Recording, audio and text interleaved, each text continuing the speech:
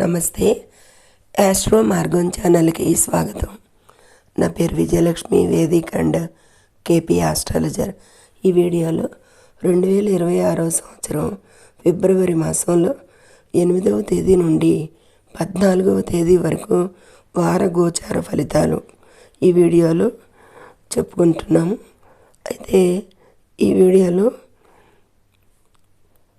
తులారాశి వారికి వార గోచార ఫలితాలు, చంద్ర ఆధారిత ప్రభావాలు, వాటి పరిహారాలు, ముఖ్య సూచనలు, ప్రమాద సూచనలు అన్నీ కూడా ఇందులో వివరించడం జరుగుతుంది. ఇవి జన్మ జాతకం నుండి ఇదే దశ దిశ నడుస్తుంటే ఇది 100% యాక్యురేట్గా ఉంటాయి.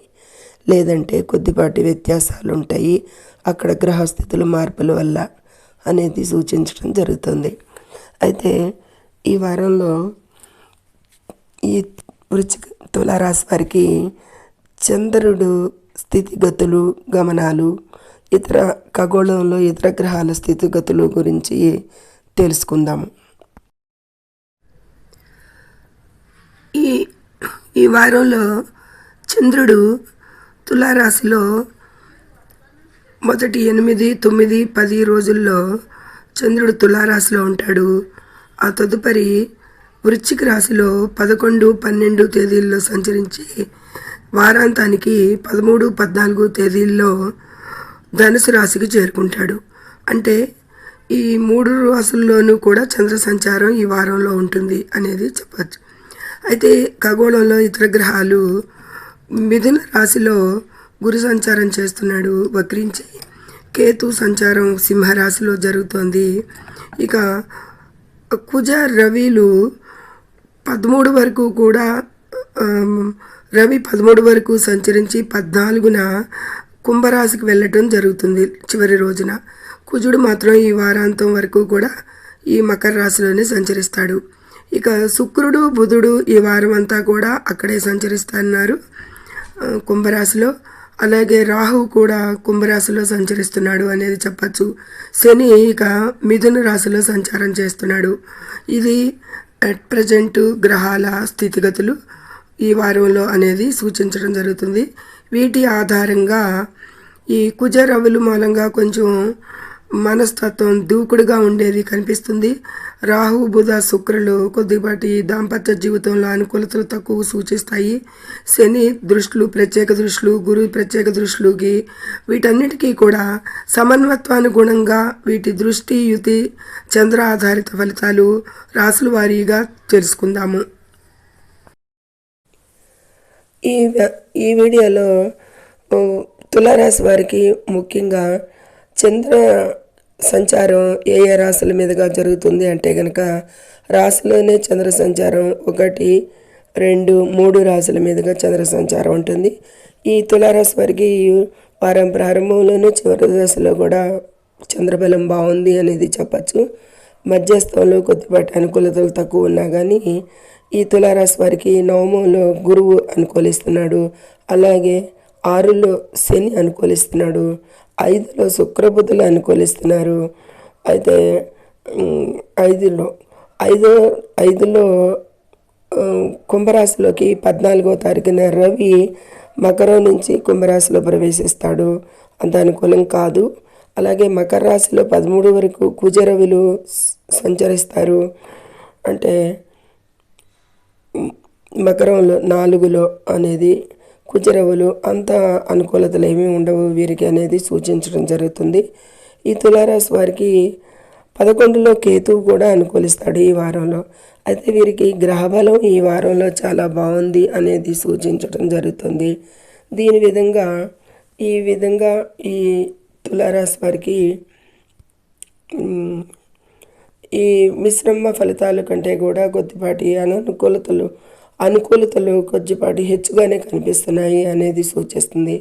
ఆర్థికంగా అయితే మిశ్రమ ఫలితాలే కనిపిస్తున్నాయి. అకస్మాత్తుగా ధనలాభాలు కలిగే అవకాశాలు ఉన్నప్పటికీ కూడా ఈ రకమైన ఆదాయం స్వల్పకాలమే కాబట్టి ఖర్చుల విషయంలో ఎక్కువగా ఉంది కాబట్టి నియంత్రణ అవసరం అనేది సూచిస్తుంది. ఇక ఆరోగ్యపరంగా అయితే కనుక అజీర్ణం, ఎసిడిటీ లేదా రక్తపోటు వంటి సమస్యలు ఉన్నవారు జాగ్రత్తగా ఉండాలి. క్రమబద్ధమైన భోజనం మరియు తగిన విశ్రాంతి ఆరోగ్యానికి మేలు చేస్తాయి అనేది సూచించడం జరుగుతుంది. ఇక విద్యార్థులకి ఈ సమయం సానుకూలంగా ఉందని చెప్పచ్చు. కొత్త నూతనంగా ఆలోచిస్తారు, అంటే కొత్త కొత్త ఆలోచనలతో వారి స్టడీస్ని సాధిస్తారు, మంచి ప్లాన్స్ చేసుకుంటారు అనేది సూచిస్తుంది. ఏకాగ్రతతో చేసే పనులు మంచి ఫలితాలు ఇస్తాయి కాబట్టి వారి ధ్యాసను వేరే మళ్లించకుండా సద్వినియోగంగా, అంటే ధ్యాసతో ఏకాగ్రతతో చదవాలి అనేది సూచించడం జరుగుతుంది. ఇక కుటుంబంలో సామరస్యం పెరుగుతుంది. మధురమైన సంభాషణలతో సంబంధాలు బలపడతాయి. పాత గొడవలు సద్దుమణిగే అవకాశం కూడా కనిపిస్తుంది గోచారంలో. ఈ గురు సంచారం 9లో బాగుంది కాబట్టి ఈ తులారాశి వారికి 4లో 5లో కుజరవులు, 5లో రాహువు, బుధుడు, శుక్రుడు కూడా అనుకూలం బాగానే కాబట్టి సఖ్యత సంబంధాలు బలపడతాయి, గొడవలు సద్దుమణుగుతాయి. ఉద్యోగస్తులకు తోటి ఉద్యోగుల సహకారం లభిస్తుంది. వ్యాపారస్తులు న్యూ వెంచర్స్ కానీ లేదా రిస్కులతో కూడిన పనులకు వ్యాపారం పరంగా దూరంగా ఉండటం మంచిది. అంత అనుకూలతలు ఏమీ కనిపించటం లేదు ఈ తులారాశి వారికి అనేది సూచించడం జరుగుతుంది. ఎందుకంటే తులారాశిని అనుసరించి కుజుడు 7వ స్థానాధిపతి, వ్యాపార స్థానాధిపతి కుజుడు 4లో అంత అనుకూలంగా లేడు అనేది సూచించడం జరుగుతుంది. కాబట్టి ఈ నూతన వ్యాపార ప్రారంభాలకు కానీ, వెంచర్స్కి కానీ, అట్లాగే హై రిస్క్తో కూడిన పనులకు కానీ దూరంగా ఉండాలి ఈ వారంలో. లేదంటే చాలా నష్టపోతాలు, వివాదాలకి ఆస్కారాలు, దూకుడుగా తొందరగా పట్టి నిర్ణయాలు తీసుకోవటం మూలంగా అవి ఫెయిల్ అవ్వడాలు ఇవన్నిటికీ చోటు చేసుకుంటాయి. కాబట్టి వాటికి దూరంగా ఉంటే ఈ వారంలో చాలా మంచిది. ఇక ఆస్తి అమ్మకాలు లేదా వాహనాలు అటు విషయాలు, క్రయ విక్రయాలకి సంబంధించి ఈ విషయాలకు కూడా తొందరపాటు నిర్ణయాలు తీసుకోకూడదు. అనుకూలతలు లేవు గోచారంలో. చట్టవిరుద్ధమైన పనులకు కూడా ఈ వారం చాలా దూరంగా ఉండాలి అనేది సూచిస్తుంది. లేకపోతే సమస్యలు ఎదురయ్యే ప్రమాదం ఉంది అనేది సూచిస్తుంది. కాబట్టి ఈ విషయాలకి అంత అనుకూలం లేదు. ఏ విషయాలకి? ఆస్తి అమ్మకాలు, క్రయ విక్రయాలకి, చట్టవిరుద్ధమైన పనులకి, ఈ విధమైన వాటికి అన్నిటికీ కూడా సమస్యలు ఎదురయ్యే ప్రమాదం ఉంది. కాబట్టి ఈ విషయాలకి ఆచితూచి వ్యవహరించాల్సి ఉంటుంది, చాలా జాగ్రత్తగా ఉండాల్సి ఉంటుంది. లేదు ఆస్తి విషయాలకు, అమ్మకాలు, కొనుగోలుకి వాయిదా వేసుకోవటం మంచిది ఈ వారంలో. ఇక పెద్దల ఆశీస్సులు మీకు రక్షణగా నిలుస్తాయి అనేది సూచిస్తుంది. కానీ వారి ఆరోగ్యం పట్ల శ్రద్ధ వహించడం అవసరం. తల్లిదండ్రుల ఆరోగ్యమైన, ఇంట్లో పెద్దవారి ఆరోగ్యమైన, అంటే అత్తమామల ఆరోగ్యమైనా సరే అనేది సూచిస్తుంది ఈ తులారాశి వారికి. ఇక ప్రయాణాలు అయితే కనుక విదేశీ ప్రయాణాలకి లేదా దూర ప్రయాణాలకి సంబంధించిన పెండింగ్ పనులు ఏమైనా ఉంటే కనుక ఈ వారంలో కూడా నెమ్మదిగానే సాగుతాయి అనేది సూచిస్తుంది.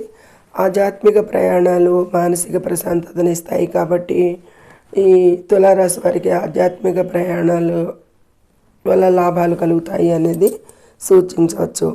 ఇక డెసిషన్ మేకింగ్ ఎలా ఉంటుందంటే ఫిబ్రవరి 14న శని ప్రభావం వల్ల కొన్ని మానసిక ఒత్తిళ్ళు అనేది సూచిస్తుంది. ఎందుకంటే 3లో తులారాశి నుంచి 3లో చంద్ర సంచారం జరుగుతుంది. అదే శని తన 10వ దృష్టితో 3వ స్థానం మీద, చంద్రుని మీద కూడా ఉంటుంది. కాబట్టి మానసిక ఒత్తిడి ఎక్కువగా ఉంటుంది అనేది సూచించడం జరుగుతుంది. ఇక ఏదైనా కీలక నిర్ణయాలు తీసుకునే ముందు అయితే కనుక కొద్దిపాటి అనుభవజ్ఞుల ఎక్స్పీరియన్స్ ఉన్న వాళ్ళ సలహా తీసుకోవడం, వారిని సలహా సంప్రదింపులతోనే ముందుకెళ్ళటం అయితే ఉత్తమంగా సూచిస్తుంది గోచారంలో. ఇక ఆ ముఖ్యాంశాలు ఎలా ఉంటాయి అంటే కేవలం ముఖ్యాంశాలు, హైలైటెడ్ పాయింట్స్ ఎక్కువగా ఆకస్మిక ధన లాభాలు సూచనలు ఉన్నా కానీ అది స్వల్పకాలం అని గుర్తించి చాలా జాగ్రత్తగా ఆర్థిక నిర్వహణ చేయాల్సి ఉంటుంది. ఇక కుటుంబం మరియు స్నేహితులతో మంచి సమయం గడుపుతారు. చిన్నపాటి ఆరోగ్యపరంగా చిన్నపాటి జలుబు దగ్గు వంటి సమస్యల పట్ల అప్రమత్తంగా ఉండండి ఈ తులారాశి వారు ఈ వారంలో. ఇక ఈ తులారాశి వారు చేసుకోదగ్గ పరిహారాలు లేదా దేవతా ఆరాధన అనేది సాధారణంగా అయితే శ్రీ వెంకటేశ్వర స్వామి దర్శనం లేదా శ్రీ లక్ష్మీ అష్టోత్తర పఠనం శుభ ఫలితాలను ఇస్తుంది ఈ తులారాశి వారికి. ఇక దుర్గాదేవి ఆరాధన మానసిక ధైర్యాన్ని ఇస్తుంది అనేది సూచించడం జరుగుతుంది. ఈ విధమైన పరిహారాలు చాలా ఈజీ పరిహారాలు చేసుకొని ఇంకా ప్రతికూలతలకి అననుకూలతలకి తగ్గించుకోవటానికి ఈ విధమైన పరిహారాలు ఆచరించండి. ఇక ఆరోగ్యం పట్ల శ్రద్ధ వహించండి. కీలక నిర్ణయాలు తీసుకునే ముందు అనుభవజ్ఞుల సలహా తీసుకోండి. పెండింగ్ పనులు నిదానంగా సాగుతాయి కాబట్టి తొందరపడి నిర్ణయాలు తీసుకోవద్దు. ఆధ్యాత్మిక ప్రయాణాలకి ప్లాన్ చేసుకోండి మంచి ప్రశాంతత కోసం అనేది సూచించటం. ఆరోగ్యం పట్ల కూడా శ్రద్ధగా ఉండాలి. తొందరపాటు నిర్ణయాలు వద్దు. ఈ ఆస్తి అమ్మకాలు క్రయ విక్రయాల విషయాలకి మాత్రం ముఖ్యంగా అనేది ఇలా ఇంపార్టెంట్ పాయింట్లన్నీ కూడా మరొకసారి చర్చించడం జరిగింది. ఇది ఈ విధమైన శుభ ఫలితాలు కొద్దిపాటిగాను అశుభ ఫలితాలు కొద్దిపాటిగాను మిశ్రమంగా ఉన్నాయి అనేది సూచించడం జరుగుతుంది. కాబట్టి వీటిని గమనింపులో ఉంచుకుంటూ తగిన పరిహారం దేవతారాధన చేస్తూ ముందుకెళ్తారని ఆశిస్తూ సర్వే జనో సుఖినో భవంతు. నచ్చితే లైక్ చేయండి, షేర్ చేయండి. ఓం దుమ్ దుర్గాయ నమః అని కామెంట్ చేయండి, సబ్స్క్రైబ్ చేయండి, లైక్ చేయండి. ధన్యవాదములు.